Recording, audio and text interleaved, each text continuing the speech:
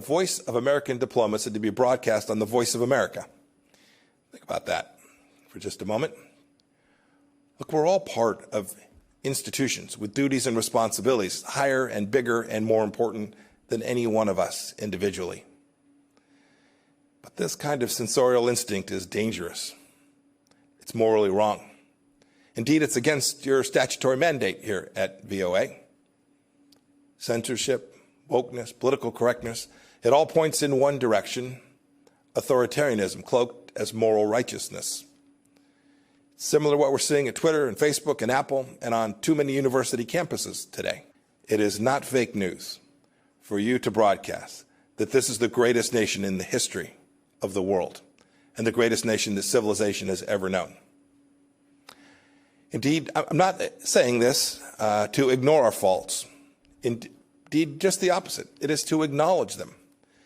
But this isn't the vice of America, focusing on everything that's wrong with our great nation. It's the voice of America. It certainly isn't the place to give authoritarian regimes in Beijing or Tehran a platform. It's to promote democracy, freedom, and American values all across the world.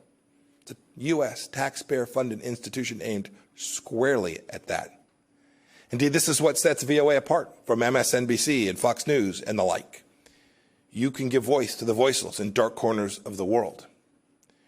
You're the voice of American striving. You're the voice of American exceptionalism. You are indeed the tip of freedom's spear. Now look, like many government agencies after the Cold War ended, our international broadcasters, well, they lost their way. Many of you know this. And there were, I'm sure, many reasons. The Soviet Union had collapsed, the wall had come down, names like bin Laden and Zarqawi and Baghdadi weren't widely known.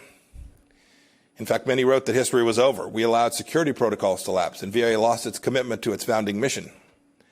Its broadcasts had become less about telling the truth about America and too often